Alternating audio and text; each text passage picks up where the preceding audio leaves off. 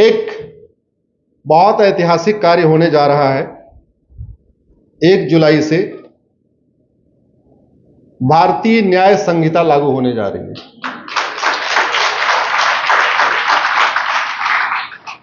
(1860) में बना Indian penal code अब बंद होगा और उसकी जगह भारतीय न्याय संहिता लागू होगी।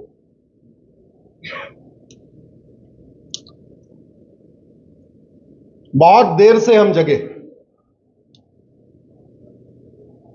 हमारे संविधान में गुरुदेव शब्द यूज किया गया सोवरिन, हम संप्रभु हैं। लेकिन अगर आप ध्यान से देखें, गुलामी के नाम चल रहे हैं, गुलामी के निशान चल रहे हैं, गुलामी की कुरीतियां, गुलामी की कुप्रथाएं, गुलामी की पुलिस व्यवस्था, गुलामी की न्याय व्यवस्था, गुलामी की प्रशासनिक व्यवस्था, गुलामी की व्यापार व्यवस्था, गुलामी की टैक्स व्यवस्था।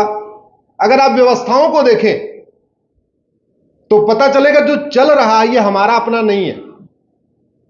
या तो ये 15वीं शताब्दी के बाद शुरू हुआ या तो 18वीं शताब्दी के बाद शुरू हुआ।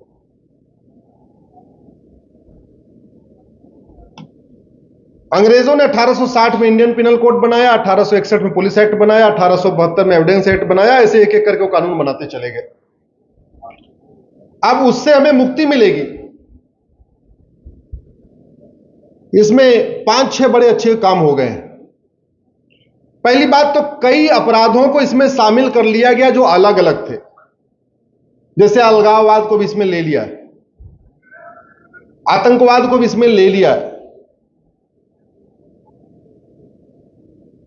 तारीख पे तारीख रोकने के लिए एक टाइम बाउंड जजमेंट सिस्टम दे दिया है।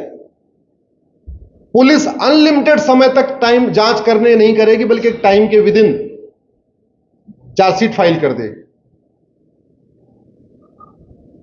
जो नए नए तरीके के अपराध हो रहे हैं उससे निपटने के लिए इलेक्ट्रॉनिक एविडेंस को भी अब एविडेंस मान लिया गया। हमारे देश में पहले इलेक्ट्रॉनिक एविडेंस माना नहीं जाता, आज भी नहीं माना जाता है। 1 जुलाई के बाद माना जाएगा। 1 जुलाई के बाद आपकी व्हाट्सएप की चैटिंग, 1 जुलाई के बाद आपकी फेसबुक की चैटिंग, 1 जुलाई के बाद झूठ बोलने पे आपका टेस्ट भी किया जा सकता है। 1 जुलाई के बाद आपकी जो है नार्को का जो रिजल्ट आएगा उसको भी एविडेंस माना जा सकता है। 1 जुलाई से सब बदलने वाला।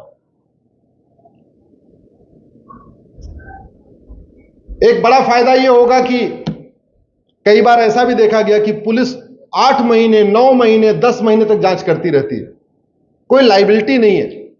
तो पुलिस की लाइबिलिटी, पुलिस की अकाउंटेबिलिटी, पुलिस की रिस्पॉन्सिबिलिटी फिक्स की गई है। जजों की अकाउंटेबिलिटी फिक्स की गई है कि आप तारीख पे तारीख अनलिमिटेड नहीं देंगे, बल्कि आपको पर्टिकुलर टाइम फ्रेम में आपको काम करना है। सुनवाई पूरी करने के बाद फैसला देने के लिए भी एक टाइम फ्रेम कर दिया गया कि आपको फैसला इतने दिन में दे ही देना है। तो मेरा यह मानना है कि लोगों को न्याय मिलने में अभी काफी सहूलियत हो जाएगी। सुधार और जरूरत है, और भी होता रहेगा, आगे भी जरूरत पड़ेगी। क्योंकि मेरे पास ये अमेरिका का फेडरल पिनल कोड है। अमेरिका ने बड़ा अच्छा किया, उन्होंने भ्रष्टाचार अपराध के सारे कानूनों को एक कानून में मर्ज कर दिया, चैप्टर वाइज। जब इसमें 150 चैप्टर है, सारे के सारे अपराध उन्होंने एक किताब में शामिल कर दिया। तो पुलिस के लिए एफआईआर लिखना आसान होता है, उसको 10 किताब नहीं खोलना, 15 किताब नहीं खोलना। आप जो कंप्लेन देंगे वो इस पे इंडेक्स पे जाएगा, चैप्टर नंबर 1 ये, चैप्टर नंबर 2 ये, चैप्टर नंबर 3, जितने अपराध उतने चैप्टर है। बैंकिंग फ्रॉड भी इसी में है, साइबर फ्रॉड भी इसी में है, मर्डर, अटेम्प्ट टू मर्डर भी इसी में है, एक्सटॉर्शन भी इसी में है, यानी घूसखोरी, कमीशनखोरी, जमाखोरी, मिलावटखोरी, कालाबाजारी, नशा तस्करी, मानव तस्करी, सोना तस्करी, अलगाववाद, कट्टरवाद, जिहाद, घुसपैठ, सब कुछ इसी एक में ही है। तो ये एफआईआर लिखना आसान होता है क्योंकि बेचारे जो कांस्टेबल है जिसको एफआईआर लिखना है उसको 50 की 10 किताब खोलना नहीं इधर उधर, एक ही किताब में जाएगा, इंडेक्स में जाएगा, वहीं देखता चला जाएगा। 2 चीजों में बदलाव की जरूरत है मुझे लगता है संविधान में। पहला, हमने एजुकेशन को फंडामेंटल राइट बना दिया और उसमें सब प्रावधान जोड़ दिया आर्टिकल 21A। लेकिन 2 और बड़े बदलाव की जरूरत है दूसरा होना चाहिए right to health. Supreme Court कई बार कह चुका है कि right to health fundamental right है, लेकिन स्पेशली उसके लिए संविधान में कोई प्रावधान नहीं है। मुझे लगता है आर्टिकल 21 है राइट टू एजुकेशन है, तो article 21B right to health होना चाहिए और article 21C right to justice होना चाहिए। ये दो बदलाव की जरूरत है। हेल्थ और जस्टिस, इसको फंडामेंटल राइट डिक्लेयर करने की जरूरत है।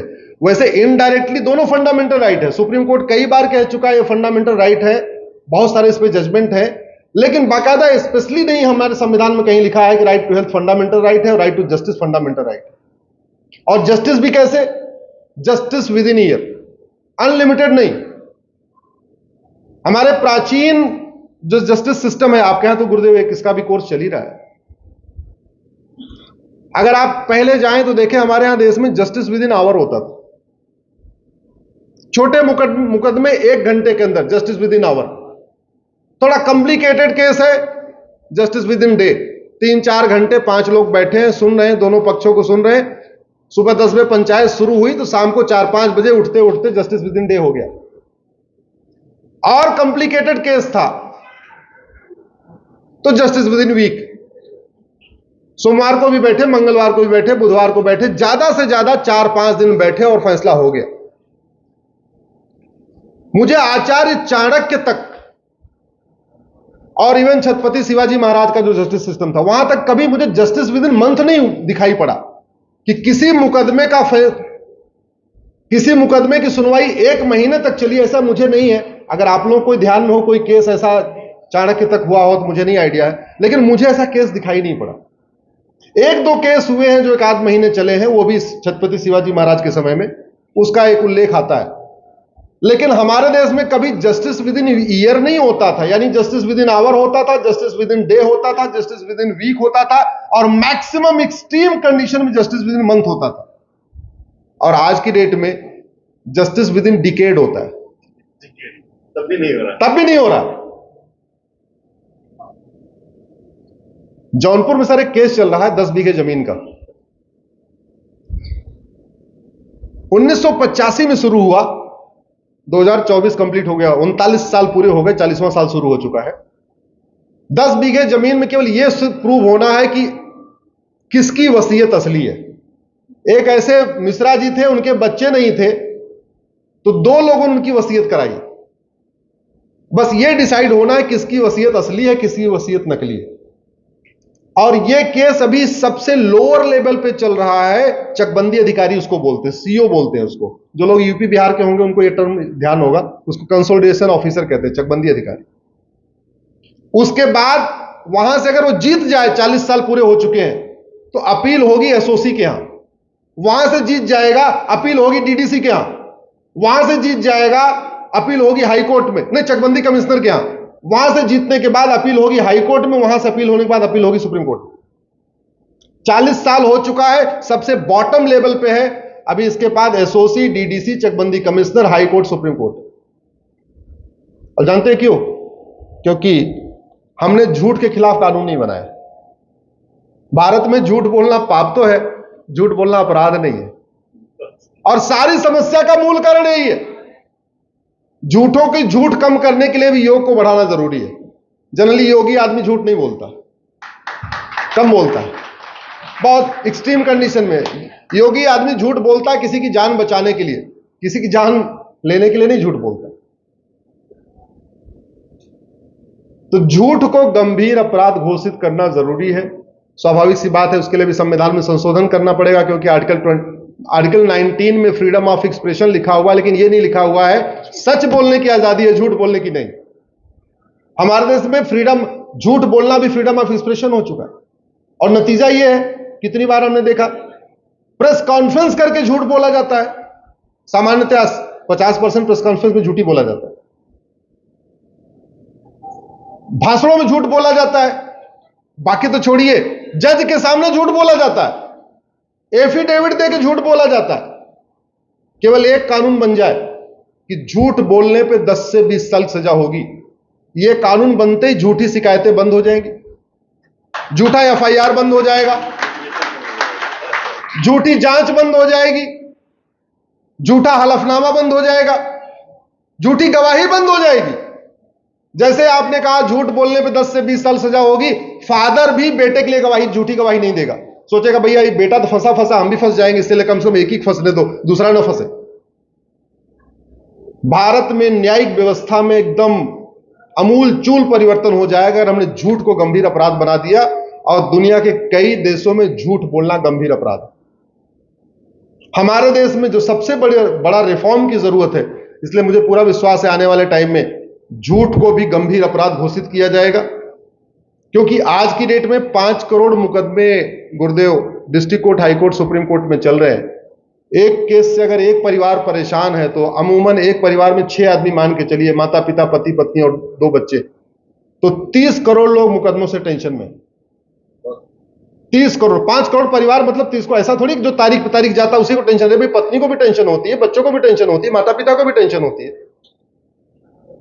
तो ये right to health, right to education, right to justice, इस पे बहुत काम करने की जरूरत है। और जुडिशियल रिफॉर्म के लिए सबसे आवश्यक यही है कि झूठ को गंभीर अपराध घोषित कर दिया जाए और जस्टिस विद इन ईयर लागू कर दिया जाए। जस्टिस विद इन ईयर लागू करने के लिए 4-5 बदलाव करना पड़ेगा। सबसे पहले तो 1 नेशन 1 पुलिस कोड लागू करना पड़ेगा। पुलिस हमारी चूंकि राज्यों के अधीन है, इसलिए वो स्वतंत्र निष्पक्ष होकर काम नहीं करती है, इंडिपेंडेंट होकर काम नहीं करती है। तो एक 1 नेशन 1 पुलिस कोड लागू करना पड़ेगा, लेकिन उसमें भी संविधान में संशोधन करना पड़ेगा। अभी पुलिस क्या है, वो स्टेट सब्जेक्ट बना हुआ है। 1 नेशन 1 जुडिशियल कोड लागू करना पड़ेगा, उसमें भी संविधान में संशोधन करना पड़ेगा। 1 नेशन 1 एविडेंस कोड लागू करना पड़ेगा, झूठ को गंभीर अपराध घोषित करना पड़ेगा, तो आर्टिकल 19 और आर्टिकल 20 को बदलना पड़ेगा। इतना हो जाए, लोगों के जीवन में बहुत आराम आ जाएगा, लोगों की जीवन में खुशहाली बढ़ जाएगी। और हम जिस राम राज्य की स्थापना की सोच रहे हैं और हम जो राम राज्य की बात करते हैं, उसमें 3 महत्वपूर्ण चीजों में हमें बदलाव करना पड़ेगा: एजुकेशन, हेल्थ और judiciary. Right to education, right to health और राइट टू जस्टिस, इन 3 पे हमें बहुत काम करने की जरूरत है। राइट टू एजुकेशन पे भी काम शुरू हो चुका है, राइट टू हेल्थ पे भी काम शुरू हो चुका है, राइट टू जस्टिस पे भी काम शुरू हो चुका है। 1 जुलाई से आपकी 3 कानून लागू होने जा रहे हैं, लेकिन बहुत कुछ अभी इसमें और करने की जरूरत है और हमें पूरा विश्वास है कि आने वाले टाइम में इसमें बदलाव होगा। बहुत बहुत आभार, बहुत बहुत धन्यवाद।